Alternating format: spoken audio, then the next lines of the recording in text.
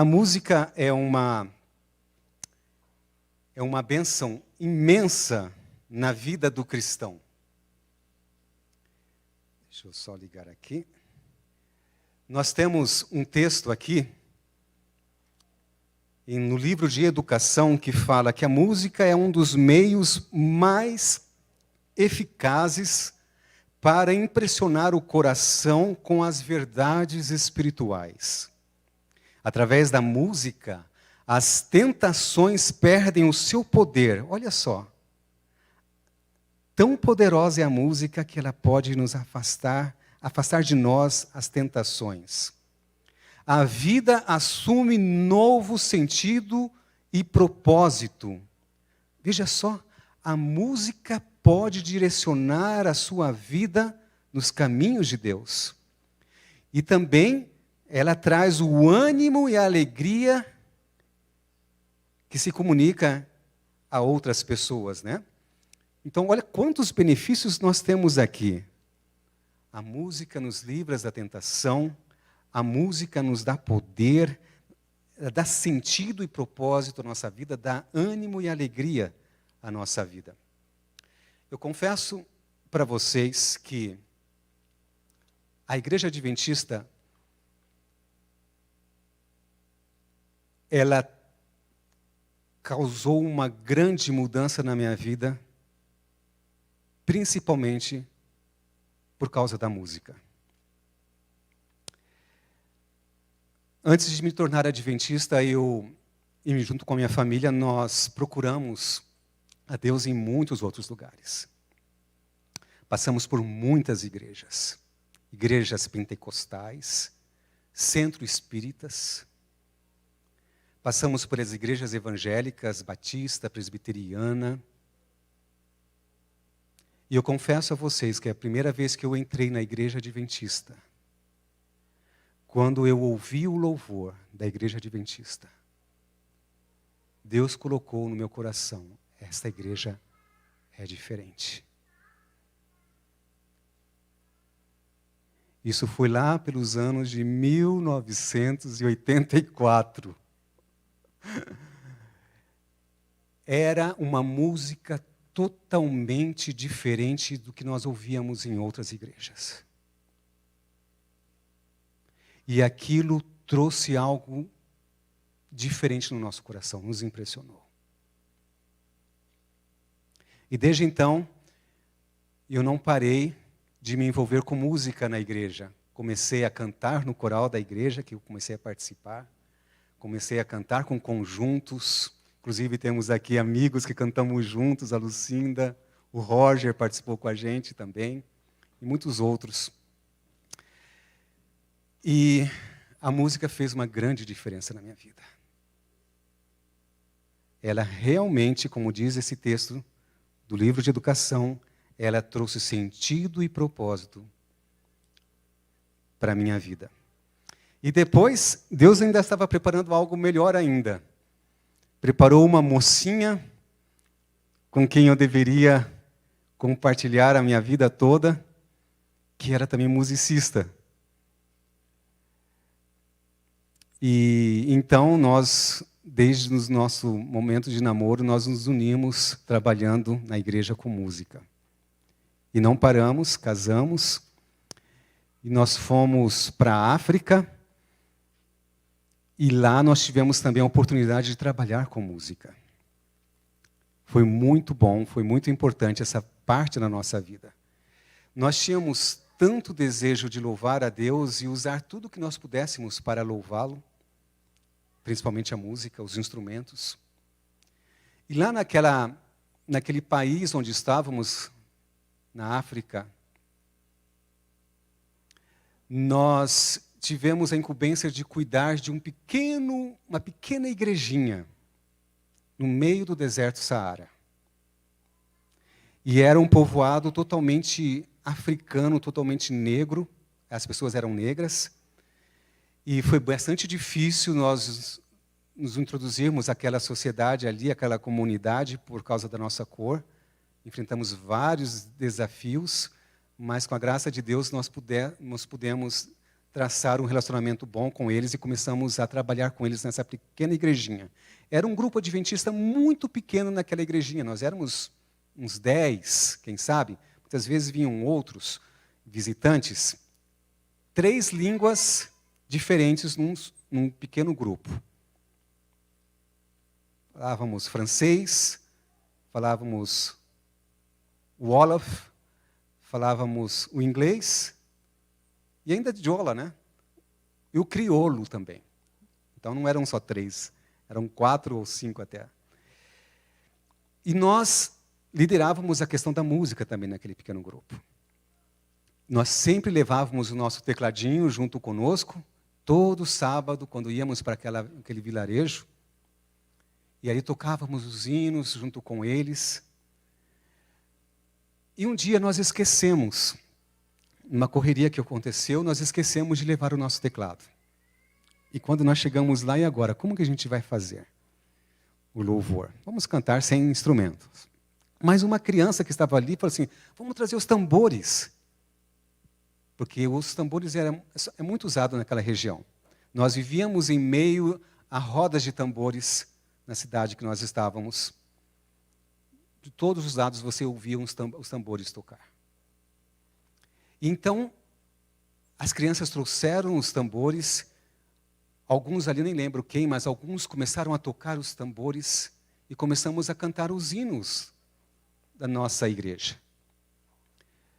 Só que algo aconteceu diferente do que acontecia todos os sábados que nós íamos lá.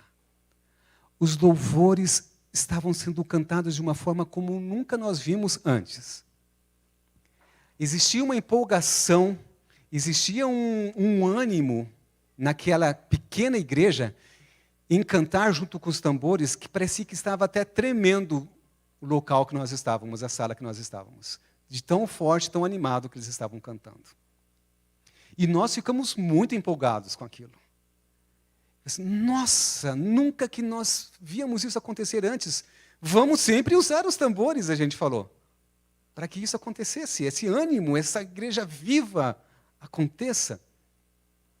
E aí, então, inclusive, a gente começou a treinar nos tambores, né? Tem algumas fotos da gente treinando com os tambores para usar na igreja. E depois de um tempo, nós participamos de um acampamento dos jovens adventistas daquele país. E ali também estavam os tambores para as horas de louvor. E horas de sociabilização também. No momento do louvor, que começamos a tocar, que começaram a tocar, naquele momento nós não estávamos tocando, quem estavam tocando era eles. Eles começaram a tocar os tambores, aquele ânimo, aquela empolgação surgia naturalmente com os tambores. Só que foi chegando num patamar, os batuques, que entre nós, os jovens adventistas, começou a haver uma manifestação estranha. Como se estivesse acontecendo uma possessão.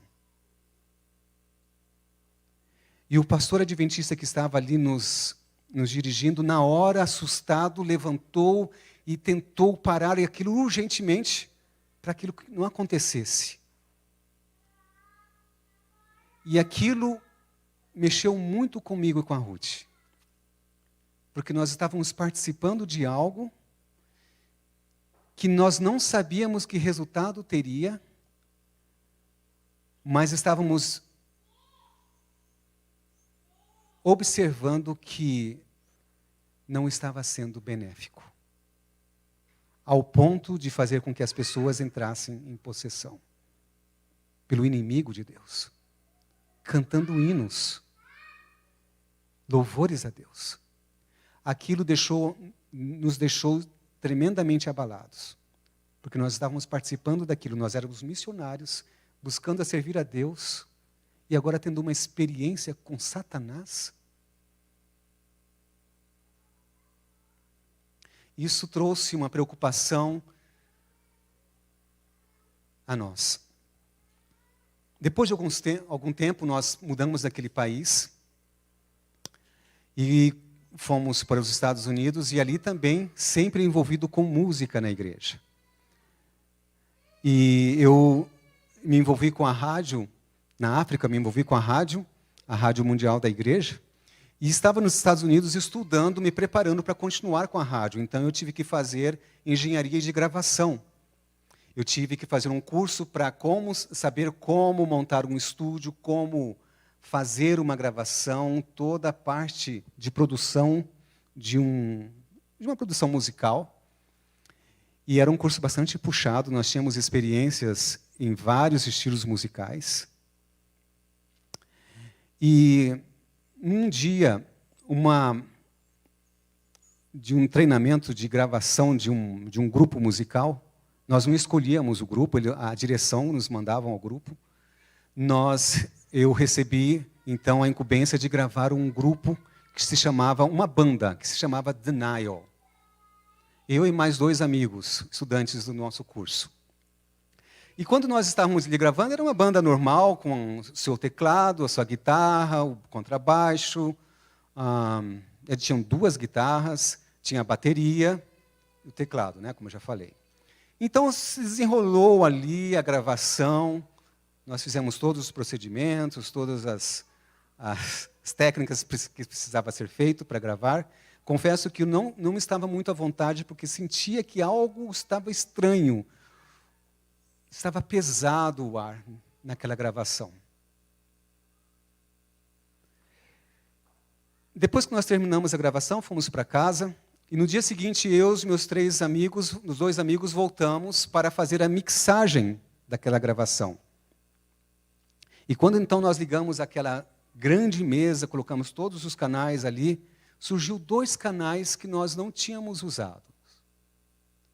E quando nós levantamos aqueles canais, eu percebi que existia um barulho como um gemido. E esse gemido, ele casava perfeitamente na harmonia da música. E eu então virei para o meu professor ali e falei para ele, mas o que é isso? Nós não gravamos isso. E ele não respondeu nada, ficou calado. Continuamos a gravação e aquele som surgia de vez em quando, com aqueles gemidos, como de demônios. E então eu conversei sério com ele, nós não gravamos isso, o que é isso? E ele falou, bom, você já entendeu o que é, né? E então eu pedi para me retirar daquele treinamento naquele momento. Porque eu sabia que estava entrando no terreno do inimigo novamente.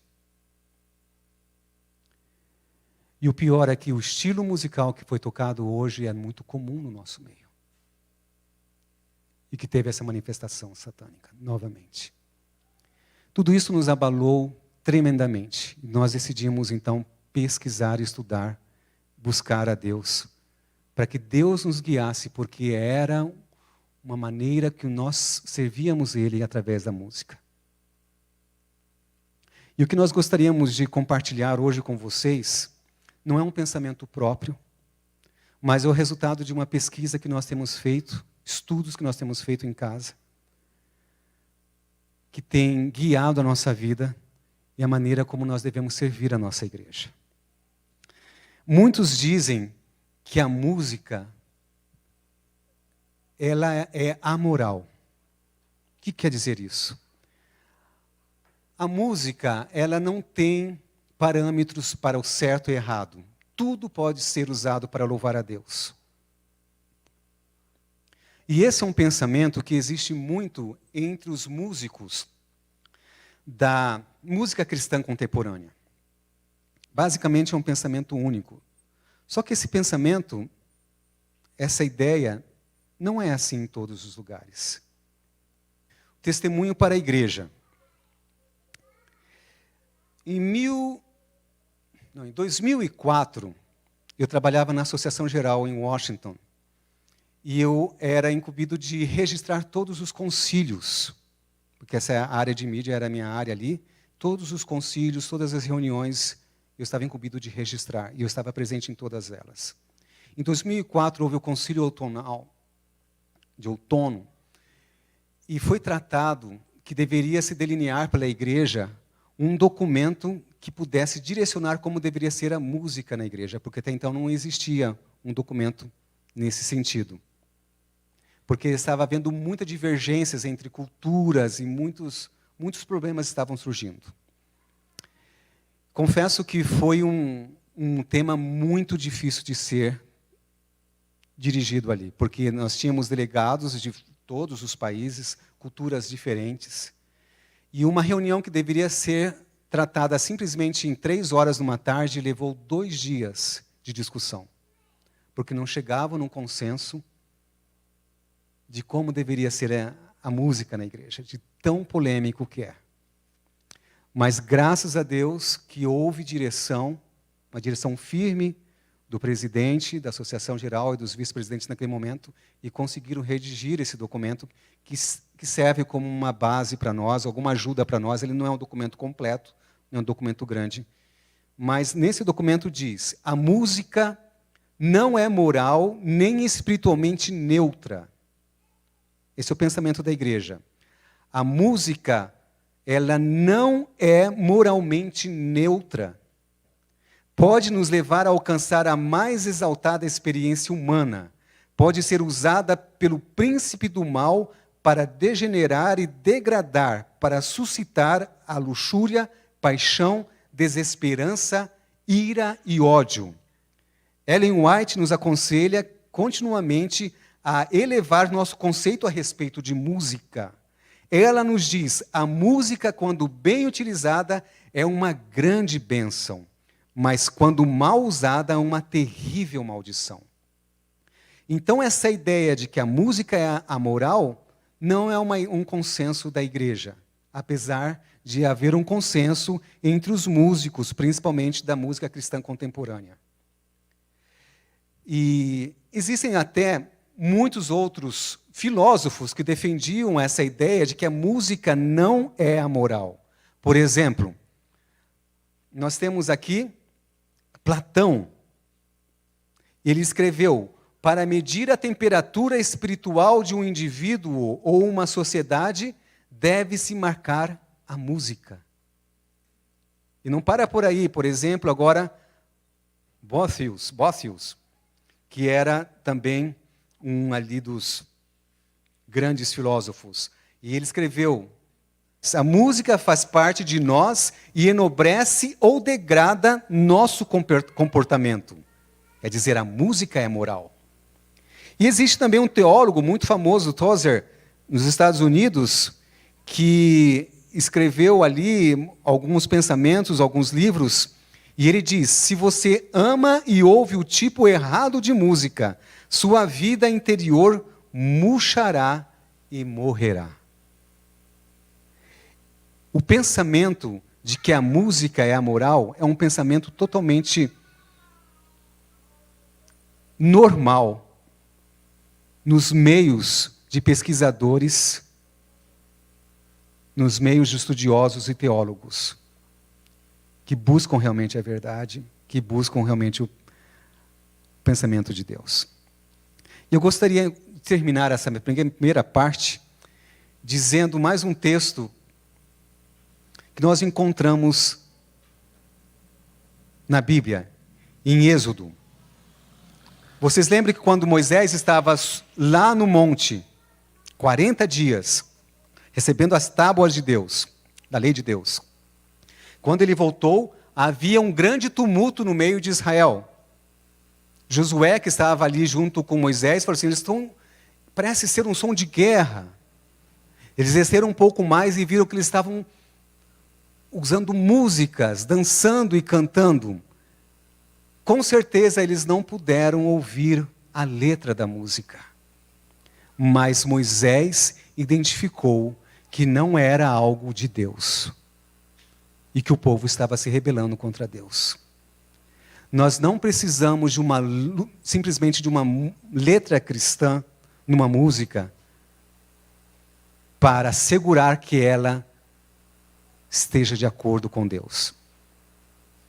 Porque a música em si, sem letra, também traz degradação, ou bênção para a nossa vida. E o último verso que eu gostaria, o último texto que eu gostaria de deixar para vocês nós encontramos no livro de Educação. Esse ali. Esse aí. A música muitas vezes é pervertida para servir a fins maus. E assim se torna um dos poderes mais sedutores para a tentação. Corretamente empregada, porém, é um dom precioso de Deus, destinado a erguer os pensamentos às coisas altas e nobres, a inspirar e elevar a alma. Que Deus nos conduza nesse estudo que nós vamos ter agora. Um estudo um pouco mais, quem sabe, detalhado. Eu gostaria de convidar a Ruth aqui. A Ruth teve a oportunidade de fazer a faculdade de música na Universidade Adventista em Washington. E ela estudou na universidade, no curso de música, de educação musical e de piano, coisas que hoje ela compreende melhor em ter essa experiência com Deus através da música. E ela vai poder compartilhar conosco agora. Boa noite a todos. É um prazer estar aqui. Como o Daverne falou, esse é um tema difícil. E muitas das coisas que, como ele mencionou, né, que eu estudei na faculdade, na época eu não tinha um coração para entender a mensagem. Apesar de serem bem óbvias, os fatos serem bem óbvios, né? E foi apenas anos depois que Deus foi tocando o meu coração para reestudar esse tema, né? À luz da sua palavra e do Espírito de Profecia, e eu comecei a ver quão cega eu tinha sido durante anos. E eu gostaria hoje de, rapidamente, a gente não tem muito tempo, contar para vocês, fazer assim uma revisão na história da música desde lá do início, desde a criação. Eu acredito que, na minha vida, todas as vezes que eu tenho um ponto assim meio controverso, que eu procuro entender, eu gosto de olhar o lado da história e eu gosto de olhar o lado da ciência. Então, nessa noite, nós vamos falar sobre a história. Domingo que vem, nós vamos falar sobre a ciência. Como que a música nos afeta o nosso corpo, olhando mais para o lado da ciência. Foi Deus quem criou a música. A melodia de louvor é a atmosfera do céu. Olha que lindo.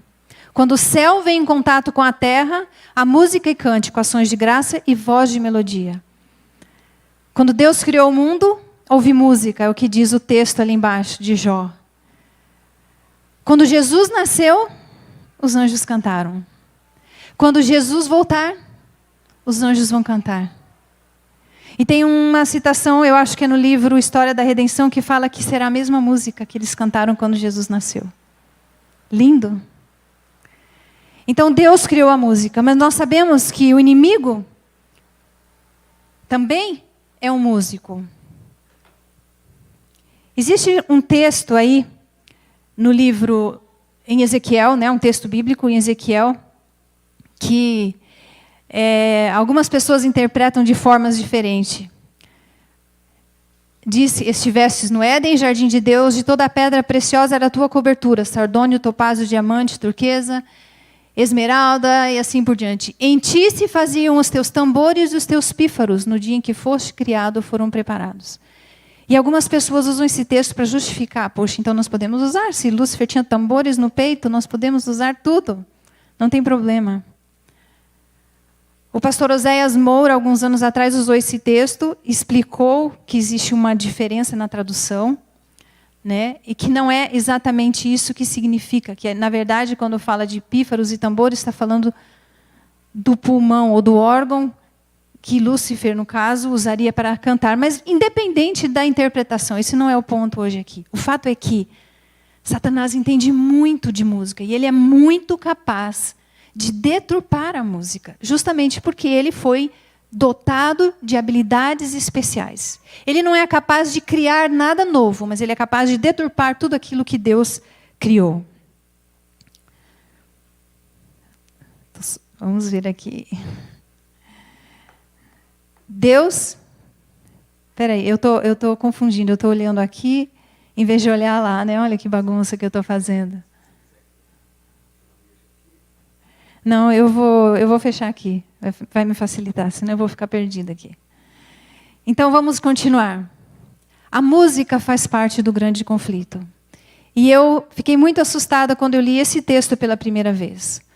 Os anjos associaram Adão e Eva em santos acordes de harmoniosa música. E como seus cânticos ressoassem cheios de alegria pelo Éden, Satanás ouviu o som de suas melodias de adoração ao Pai e ao Filho. E quando Satanás o ouviu, sua inveja, ódio e malignidade aumentaram.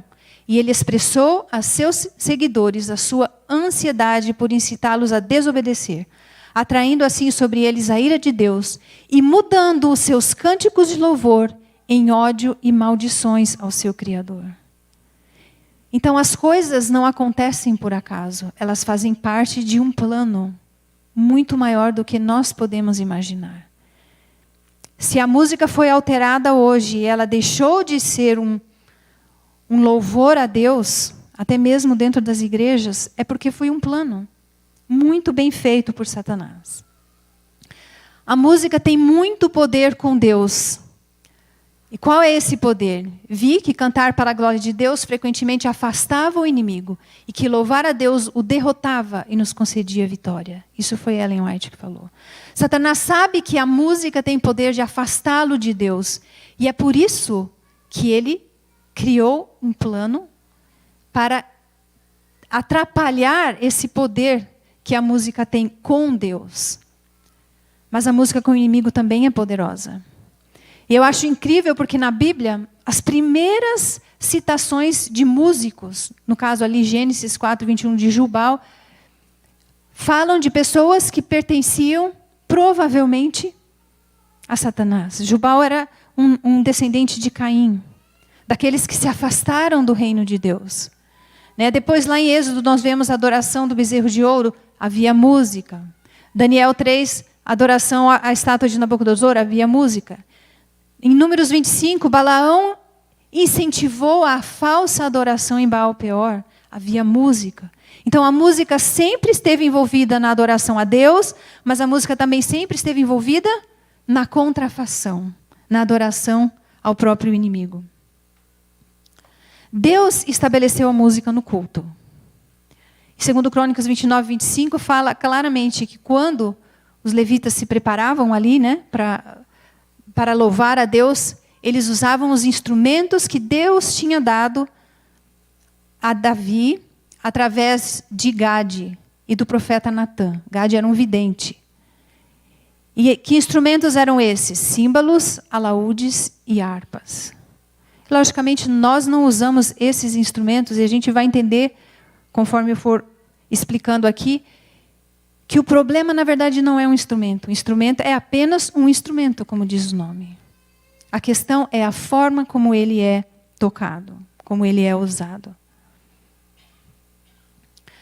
Você se lembra aquela história de Davi, quando a arca foi trazida de volta para Jerusalém? Ela tinha sido roubada pelos filisteus. E no caminho de volta, na primeira tentativa de trazer a arca, está em 1 Crônicas 3:8, as pessoas saíram na rua, era uma vitória de guerra, e eles começaram a tocar o que eles tinham pela frente, e na Bíblia menciona harpas, alaúdes, tamboris, símbolos e trombetas.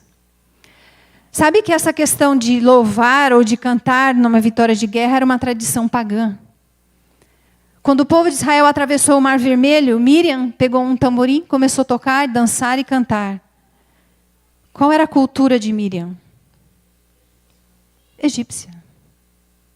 Miriam fazia parte do povo de Israel, mas ela nasceu, cresceu, foi educada no Egito. Então ela trouxe uma cultura pagã. E muitas vezes a gente ouve pessoas também justificando certos ritmos na igreja pela experiência de Miriam. Mas Miriam não estava refletindo a vontade de Deus naquele momento.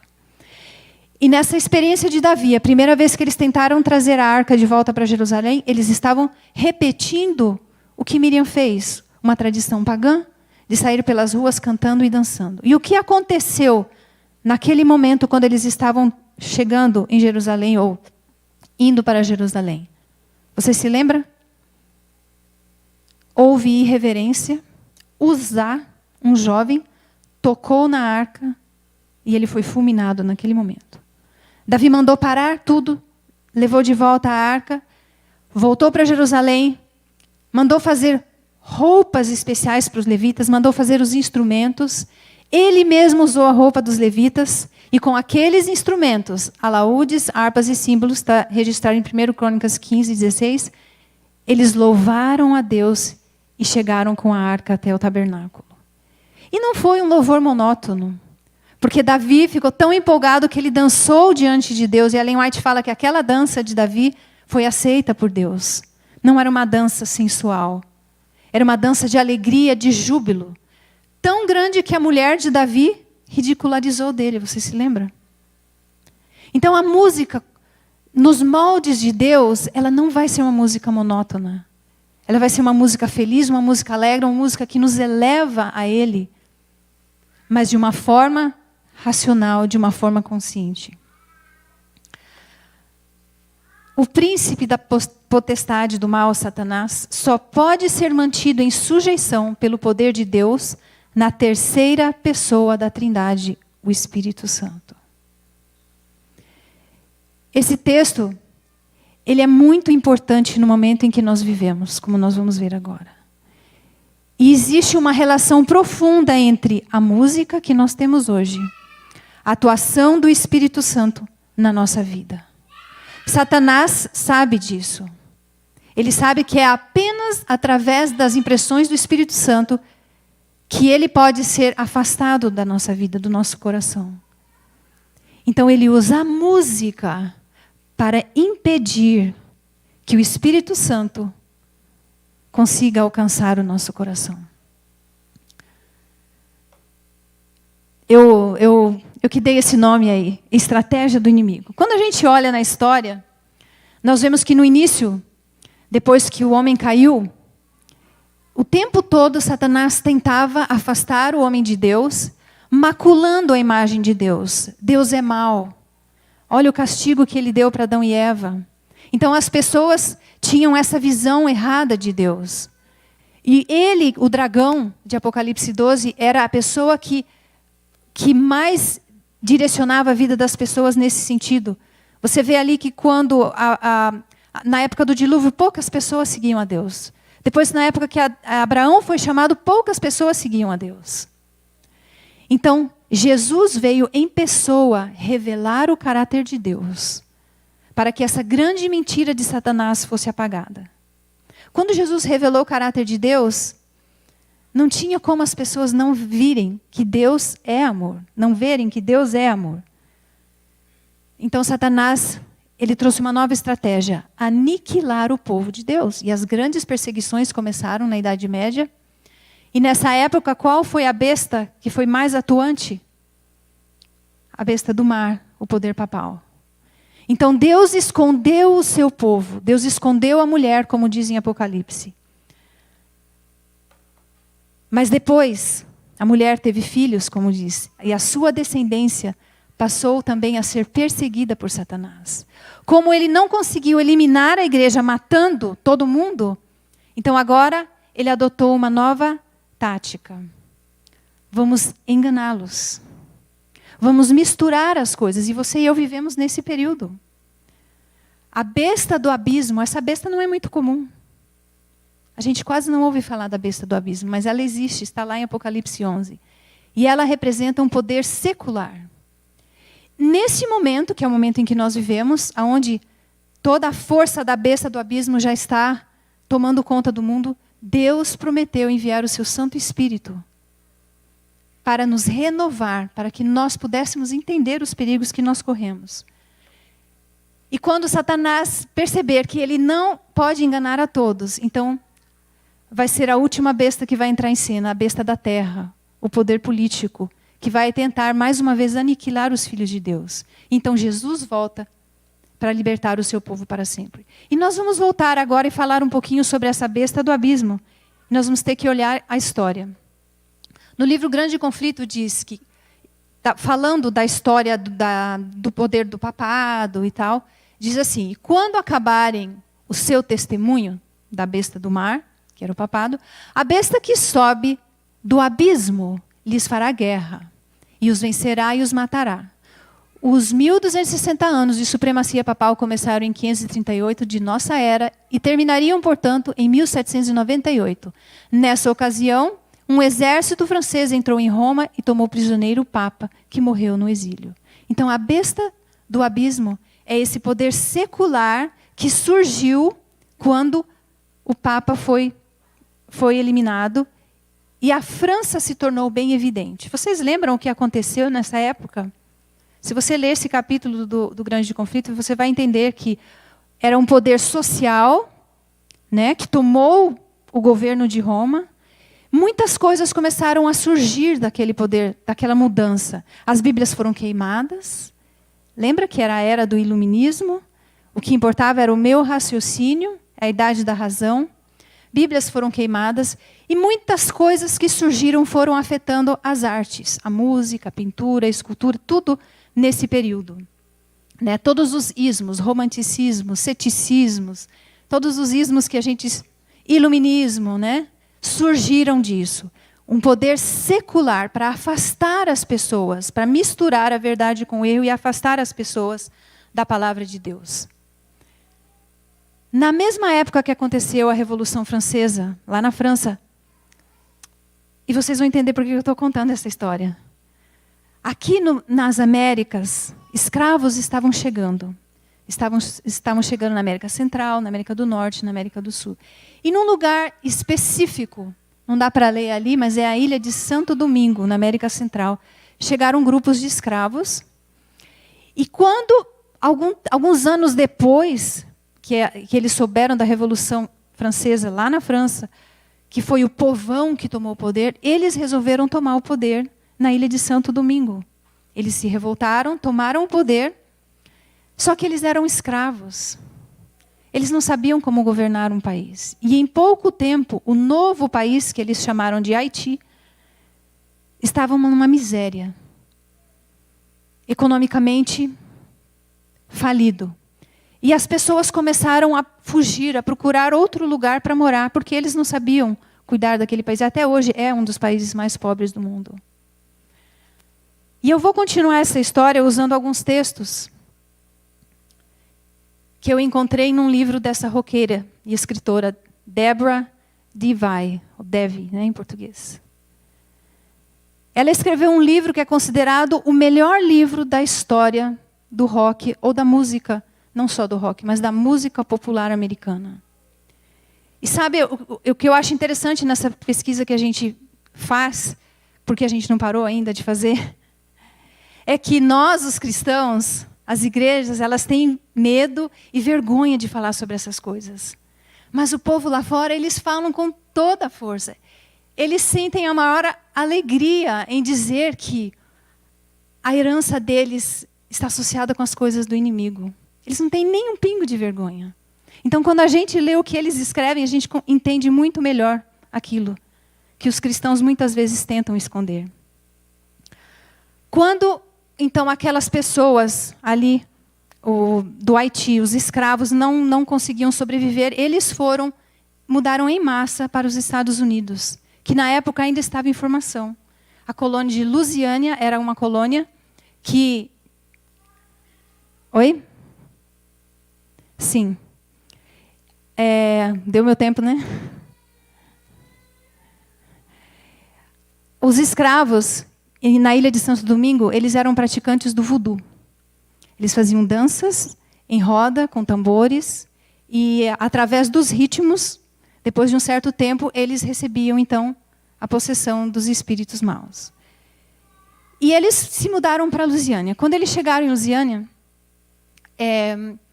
era um país em formação totalmente diferente. A colônia de Louisiana era francesa, era de Napoleão. Napoleão vendeu para os Estados Unidos, então eles foram para lá porque eles falavam o mesmo idioma. Quando eles começaram a praticar aquelas danças estranhas, o prefeito de New Orleans falou assim: eu não quero isso aqui, isso é muito estranho. Eles, não, mas é parte da nossa cultura. E aí ele falou assim: ok, então vocês vão ter um terreno específico, onde apenas aos domingos de manhã, quando todo mundo estiver na igreja, vocês podem fazer os seus rituais. E aquilo começou a se tornar uma tradição em New Orleans. Hoje, em New Orleans, uma grande parte da população pratica o voduísmo. Mas como que isso influenciou a música? A música até então, nos Estados Unidos e no Ocidente, era uma música que não continha os ritmos semelhantes aos ritmos que tinha no voodoo. Se você conhece um pouco de música, a música clássica, a música que existia na igreja, não era uma música que se assemelhava à música popular. Na verdade, naquela época, a música popular se assemelhava à música clássica. Os únicos povos que tinham músicas ritmadas assim eram os povos tribais, que viviam em tribos e que declaradamente não adoravam a Deus. Então, a partir desse momento, no início do século XX, houve uma mescla. Esses ritmos foram trazidos ali para os Estados Unidos, e isso eu aprendi na sala de aula. Mas assim, não caiu a minha ficha na época. Que os músicos sentavam em volta daquela praça, com os seus caderninhos, anotando aqueles ritmos. E a partir daquele momento, eles começaram a usar aqueles ritmos nas músicas que eles compunham. E quando você olha as músicas que eles começaram a compor na época, o ragtime, que hoje é considerado uma música tão inocente. Se você não conhece, eu tenho quase certeza que você vai lembrar, eu vou tentar cantar um pedacinho aqui de uma delas.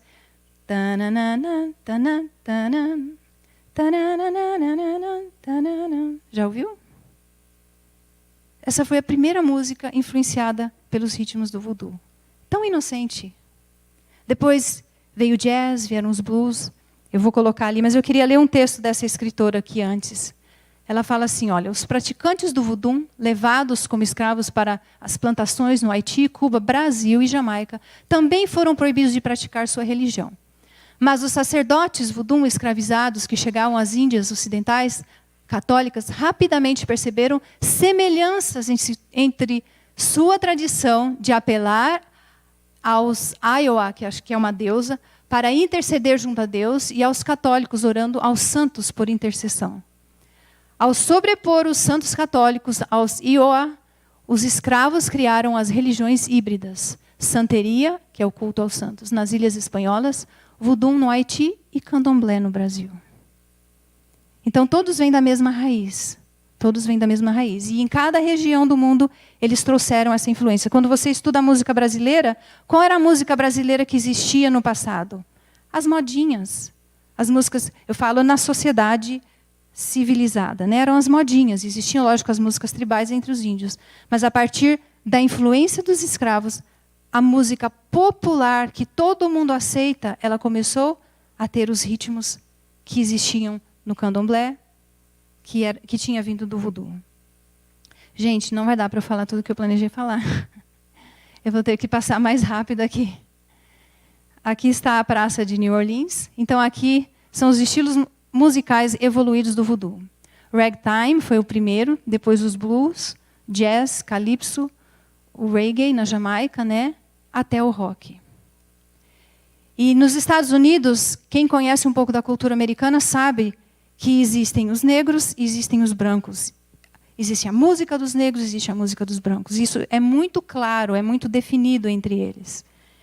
E para os dois lados chegaram no ponto em comum, que foi o rock. E quando a gente fala em rock, né, hoje em dia existem muitos tipos de rock. A gente está falando aqui, no caso do rock and roll, aquele primeiro rock, que quando a gente escuta hoje parece tão inocente. Ela continua dizendo no livro dela, a possessão do voodoo não é uma possessão demoníaca dos filmes de zumbi. As pessoas pensam, né, que o voodoo é aquela coisa feia. Não, ela está falando, não é isso. O que é, então? É um estado de união com o divino, alcançado através do drumming, que são as rodas de tambor. Você toca, até as pessoas entrarem em transe. O ritmo constante. Dança e canto. É se tornar cheio do Espírito Santo, na tradição cristã pentecostal. Ou alcançar um yogi bliss, está difícil para eu ler ali. O ápice do yoga através da prática do kirtan, cantando os nomes divinos. Em outras palavras, todas essas experiências anormais que a gente vê, não importa a religião, elas tiveram a sua raiz ali no voodoo. Todas essas experiências que usam a música para mexer com o emocional, para tirar você da razão. Ellen White, em 1900, recebeu uma carta de pessoas falando que, em uma campal da Igreja Adventista, as pessoas estavam usando um estilo de música semelhante a essas músicas, naquela época. E ela respondeu: as coisas que descrevestes como ocorrendo em Indiana, o Senhor revelou-me que haviam de ocorrer imediatamente antes da terminação da graça. Demonstrar-se-á tudo quanto é estranho. Haverá gritos com tambores, música e dança. Os sentidos dos seres racionais ficarão tão confundidos que não se pode confiar neles quanto a decisões retas. E isso será chamado operação do Espírito Santo. Eu já estou dando assim uma palhinha do que a gente vai falar semana que vem. Os nossos sentidos, eles ficam confundidos. O nosso lobo frontal fica anuviado com esses ritmos. Assim como ficava entre as tribos que praticavam o voodoo com o propósito de entrar em transe e receber os espíritos. Thomas Dorsey é considerado o pai da música gospel. Ele era um pianista de blues e ele se converteu, passou por um processo de conversão, e ele chegou à igreja e ele falou: eu não gosto dessa música que vocês cantam. São hinos tradicionais europeus, não tem nada a ver com a minha cultura. E ele foi a pessoa que trouxe o jazz para a igreja, os blues para a igreja, não apenas no ritmo da música, da forma dele tocar o piano, mas ele também introduziu bater de palmas, bater dos pés, o dançar, o gritar. No início foi rejeitado, mas com o tempo aquilo foi sendo abraçado nas igrejas negras norte-americanas. Já falei isso aí. Só para a gente ter uma noção, né? Como eu tinha mencionado antes.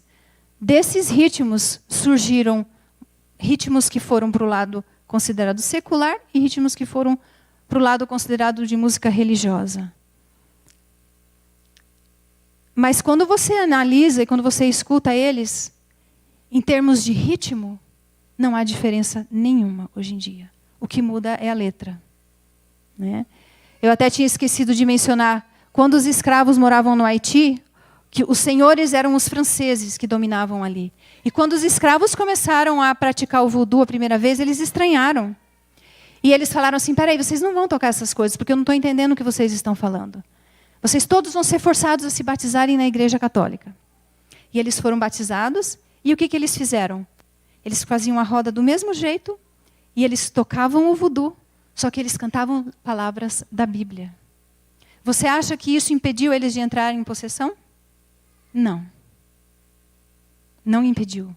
Porque o que importava eram os ritmos. E mais para frente, um pouquinho na história, a gente vê os hippies. Os hippies acreditavam em tudo isso aí. Paz e amor, ambientalismo, psicodelismo, sexo livre. Quando os hippies começaram a usar droga, eles condenavam a guerra, eles condenavam a violência. Mas quando eles começaram a usar droga, eles se tornaram violentos. E aí um grupo de hippies falou: não, alguma coisa está errada. Nós estamos tornando violentos e nós somos contra a violência. E eles resolveram experimentar Jesus. E esse grupo se transformou no grupo chamado Jesus Hippie. Quando eles foram para a igreja, eles também não gostaram das músicas que eles ouviram. E eles trouxeram o ritmo do rock, que era a música que eles praticavam. E esse movimento se chama Jesus Music.